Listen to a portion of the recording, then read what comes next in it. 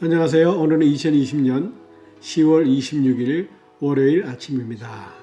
어제 한 주간 어제 주일날 잘 보내셨는지요? 오늘도 역시 읽어주는 카페 나네모 제일교회 사람들 시작을 하겠습니다. 오늘은 첫 음악을 듣지 않고 배경음악으로 깔고 그 다음에 오늘 들어온 것들을 여러분들과 함께 같이 읽어드리겠습니다. 알림 게시판 방을 열어보겠습니다. 네, 알림 게시판 11월 1일 서머타임 해제 및 다니엘 기도의 시작 이렇게 되어 있습니다.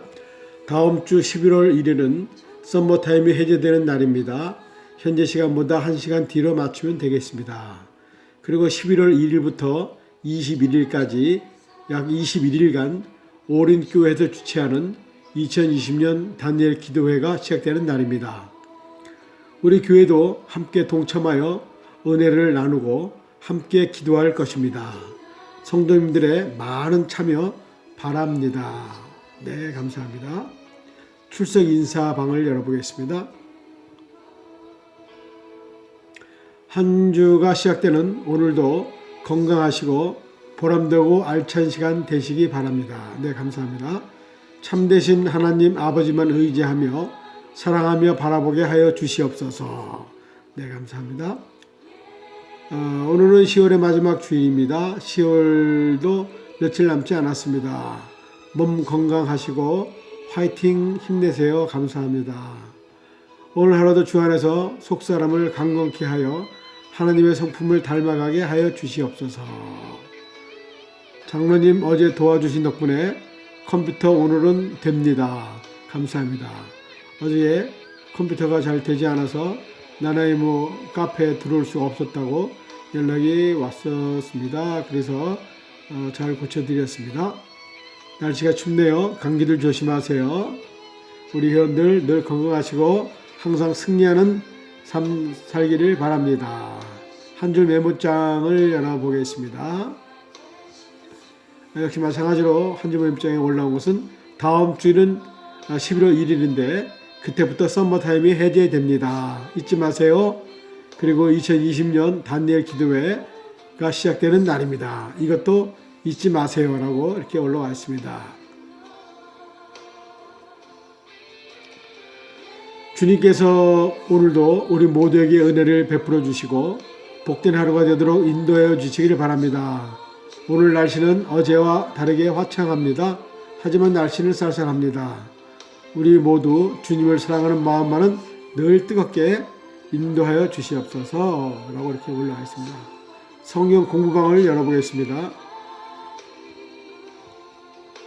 오늘은 제 54문입니다.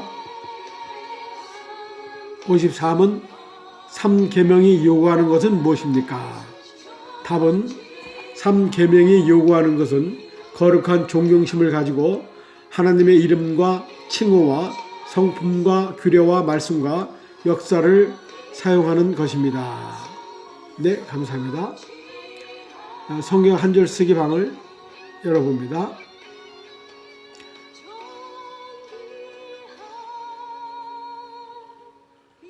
믿음이 오기 전에 우리는 율법 아래 매인 바 되고 계시될 믿음의 때까지 갇혔느니라. 이같이 율법이 우리를 그리스도께로 인도하는 초등교사가 되어 우리로 하여금 믿음으로 말미암아 의롭다함을 얻게 하려 함이라. 믿음이 온 후로는 우리 초등교사 아래에 있지 아니하는도다. 너희가 다 믿음으로 말미암아 그리스도 예수 안에서 하나님의 아들이 되었으니 누구든지 그리스도에 합하기 위하여 세례를 받는 자는 그리스도로 옷 얻느니라. 갈라디아서 3장 23절에서 27절 말씀입니다.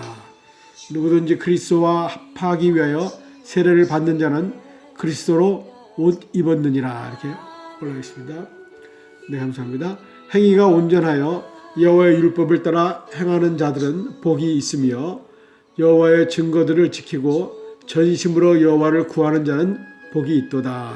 시편 119편 1절에서 2절 말씀입니다. 감사합니다.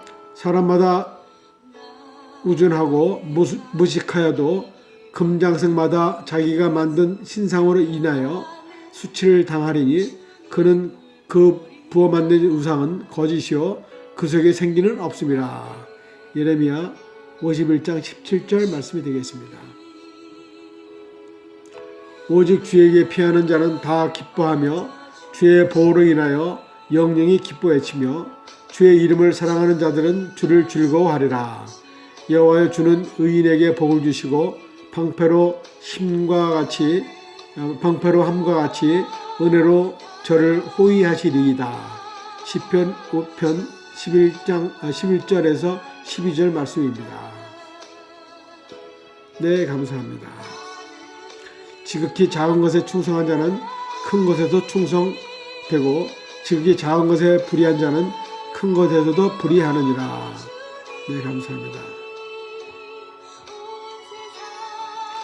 아침 묵상 방을 열어보겠습니다. 오늘 아침 묵상 방은 전신을 똑바로 차리자. 전신인지 정신인지 자꾸 모르겠는데 하여간 똑바로 차리면 됩니다. 그러면 본문 말씀 데살로니가전서 5장 1절에서 11절 말씀. 그러므로 우리는 다른 이들과 같이 자지 않고 오직 깨어서 정신을 차릴지어다. 네, 오타가 나왔습니다. 전신이 아니라 정신입니다. 정신을 똑바로 차리자라는 말입니다. 묵상 내용은 데살로니가 교회는 바울이 3주밖에 머무르지 못했지만 짧은 선교에도 불구하고 큰 부흥을 이룬 교회입니다. 고린도에 머물고 있던 바울은 디모데로부터 데살로니가 교회에 대한 소식을 듣고 그들을 격려하고 지도하기 위하여 편지를 씁니다. 편지를 통해 바울은 핍박 중에도 믿음을 잘 지키고 있는 성도들을 칭찬하고 격려뿐만 아니라 주님의 재림을 기다리는 자세에 대하여 가르치십니다. 교회 안에 주의 재림을 믿지 않아 도덕적 방종에 빠지거나 극단적 종말에 대하여 왜곡된 태도를 보이고 있는 이들이 있었기 때문입니다. 주의 재림은 환난과 핍박 중에서도 믿음으로 살아온 충성된 주의 백성들에게는 보상과 영광이 시간이 될 것입니다. 동시에 불신자들과 배교자들 그리고 핍박자들에게는 무서운 심판이 때가 될 것입니다. 바울은 먼저 피태 자녀, 낮의 자녀들을 결코 어둠에 속하서는 안 되는 존귀한 신분이라는 사실을 깨달아 줍니다. 정신을 바짝 차려 깨어 있으면 가슴의 믿음과 사랑으로 무장하고 머리에는 구원의 희망으로 투구를 쓰고 주의 재림을 기다리라 당부합니다. 그렇습니다. 우리는 정신을 바짝 차려야 합니다. 영적으로 정신을 차리지 않으면 사단으로부터 눈 뜨고도 코 베이는 일을 당할 수 있는데 그때가 바로 지금입니다. 오늘의 기도. 주님, 영과 마음과 삶을 깨우쳐 주시소서. 우리를 오늘도 인생의 마지막 날로 여기고 성실하게 살게 하여 주시옵소서. 네, 감사합니다. 아멘. 감사합니다. 오늘서부터 우리 교회 주보방을 만들어서 이제 주보를 올려놓고 있습니다. 여러분들 필요하신 분들 주보를 보시면서 참고하시기 바랍니다. 은혜로운 말씀 간증 찬양 영상방을 열어보겠습니다.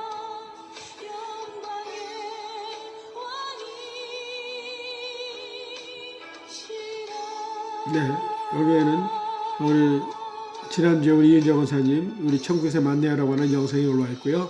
멀고 험한 이 세상길 찬양이 올라와 있습니다. 여러분들 들어오셔서 들으시기 바랍니다. 예배전도 기독교 교육 및 영상 자료방을 열어보겠습니다. 전도는 사람의 생명을 살리는 일입니다. 라는 글이 올라와 있습니다. 전도는 사람의 생명을 살리는 일입니다. 사람과 동물의 차이가 무엇입니까? 동물은 죽으면 사라지지만 사람은 죽어도 사라지지 않는 존재입니다. 사람에게는 동물에게 없는 영혼이 있기 때문입니다. 그러기에 인간은 육신이 죽은 후에도 사는 특별한 존재입니다. 곧 죽음 후의 사람은 천국과 지옥이라는 내세에 가는 것입니다. 죽음 후의 세상을 성경은 이렇게 말합니다. 내가 보니 죽은 자들이 물은 대선하고 그 보좌 앞에 섰는데 책들이 펴있고 죽은 자들이 자기 행위를 따라 책들에 기록된 대로 심판을 받으니 누구든지 생명책에 기록되지 못한 자는 불못에 던지우더라. 불못이란 뜨거운 불로 고통받는 지옥을 말합니다. 그런데 어떤 사람들은 불못에 가게 됩니까?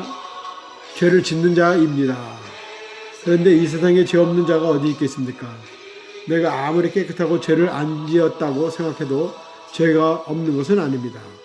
그러기에 모든 사람들은 자기의 죄 때문에 지옥의 불못에 향해 걸어가고 있습니다. 이 세상에서 아무리 부유하고 권세가 있고 많이 배웠어도 그는 불못에 향해 날마다 가고 있습니다.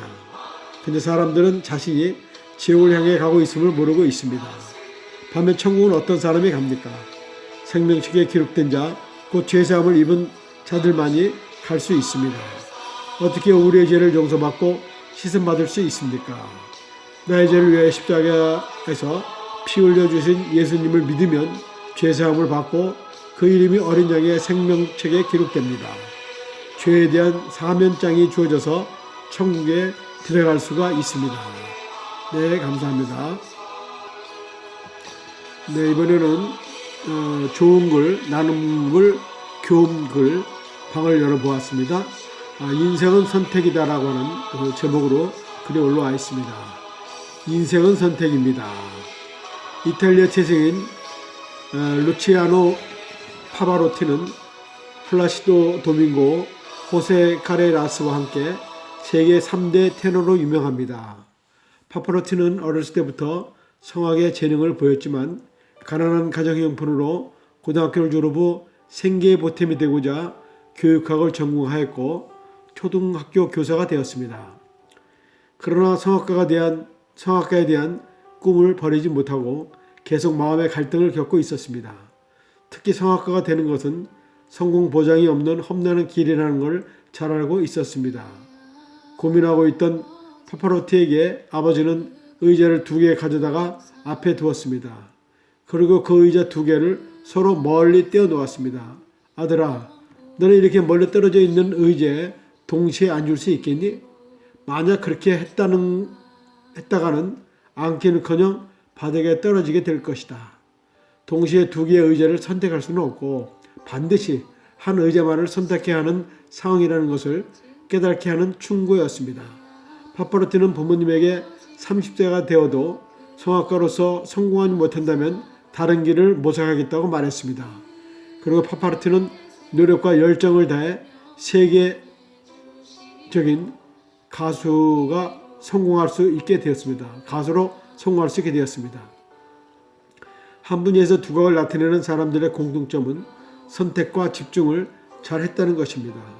우리의 인생은 선택의 연속이며 그 선택에 대한 집중이 성패를 좌우합니다. 한 번에 2가지를 잘하려고 하기보다 한 가지를 선택해 거기서 모든 것을 걸어보세요. 당신의 인생이 달라질 것입니다. 오늘의 명언, 인간은 스스로의 선택에 의해 자신의 모습을 만들어 간다. 사르트르가 말했습니다. 네, 감사합니다. 재미있는 글 동영상 방을 열어보겠습니다. 재미있는 글이 올라와 있습니다. 의사의 본능이라고 하는 제목이 올라와 있습니다. 수술을 마치고 늦게 귀가하던 의사가 배가 몹시 고파 레스토랑에 들어갔습니다. 뭘 먹지?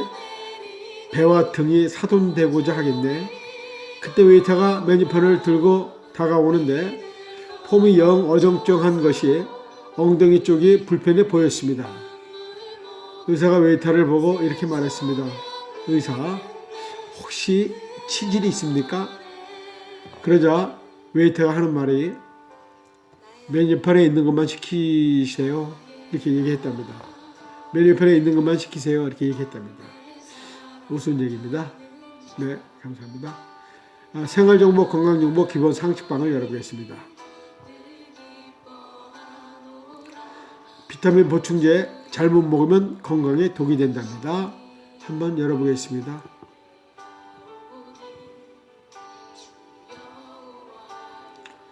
비타민은 현대인에게 가장 친숙한 건강 보조제입니다.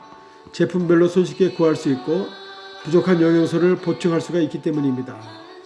하지만 건강기능식품이 몸에 무조건 좋고 이롭다라고 생각하는 것은 위험합니다. 보충제로 섭취할 경우 과다 복용 가능성이 높아지고 몸에도 각종 성분끼리 상충이나 흡수되지 못하거나 건강에 악영향을 끼치는 독으로 변할 수가 있습니다. 합성 비타민을 장기간 섭취하면 건강에 도움이 되지 않을 뿐더러 대뇌 사망률이 높아진다는 연구 결과도 나와 있습니다. 우리 몸에 필요한 영양소를 음식에서 섭취하는 것보다 좋은 것은 없습니다. 하지만 일상에서 모든 영양을 섭취하기 어려우므로 대부분 비타민에 의존합니다. 의외로 당신이 매일 챙겨 먹는 비타민은 생각보다 비효율적일 수도 있습니다. 실제 미국 암협회와 미국 심장협회는 영국에서 종합 비타민이 암 또는 심장 질환을 예방한다는 근거를 발견하지 못했다고 밝혔습니다. 제대로 비타민을 섭취하고 있는 경우도 많지 않습니다. 합성 비타민을 먹거나 과다 섭취하는 경우입니다. 채소나 과일 등 음식으로 섭취한 비타민은 몸에 이로운 영향을 주지만 합성 비타민으로 섭취할 경우엔 생각과 달리 건강에 전혀 도움이 되지 않는다는 연구 결과도 있습니다. 영국 일간지 밀러 등 해외 업체가 비타민의 재복용으로 나타날 수 있는 부작용을 소개했습니다. 첫째, 비타민 D와 kapsul 보충제. 노인 인구가 증가하면서 약해진 뼈로 인한 낙상과 골절 위험을 예방하기 위해서 비타민 D를 챙겨 먹는 사람들이 많아졌습니다. 비타민 D를 칼슘제와 함께 복용했을 때 골절 위험이 낮아지는 것은 잘 알려진 연구 결과입니다. 하지만 적정량 이상의 비타민 섭취는 되레 골절 위험을 증가시킨다고 하고 있습니다. 비타민 D가 높은 경우 오히려 몸에 해로운 작용을 하는 것입니다. 일부 비타민제는 일일 섭취량이 잘못 표기된 경우가 있으므로 섭취에 주의해야 합니다. 비타민 D가 풍부한 식품으로는 달걀 노른자, 등푸른 생선, 우유 등이 있습니다. 하지만 비타민 D는 음식을 통한 섭취율이 높지 않기 때문에 매일 30분에서 약 1시간가량 햇빛을 자주 쬐면 필요한 만큼의 영양을 얻을 수 있습니다. 칼슘 보충제에 대한 결론은 연구마다 분분합니다. 칼슘은 해조류, 멸치 등 식품으로 섭취할 수 있지만 조리 과정에서 영양소가 파괴되는 경우가 있고 간편하다는 이유로 보충제를 복용하는 경우가 많이 있습니다. 하지만 장기 복용할 경우 심장 발작 위험이 30%가량 증가하고 신장결석 및 소화장애를 일으킨다는 연구 결과도 나와 있습니다. 칼슘제 섭취에 대한 명쾌한 결론은 없습니다. 100% 천연 보충제의 경우 크게 문제가 되지 않지만은 합성 보조제라면 건강에 악영향을 주고 있습니다. 때문에 칼슘 보충제를 섭취할 때 부작용을 유발할 수 있는 성분이 없는지 확인하고 되도록 음식을 통해 섭취하는 것이 안전합니다.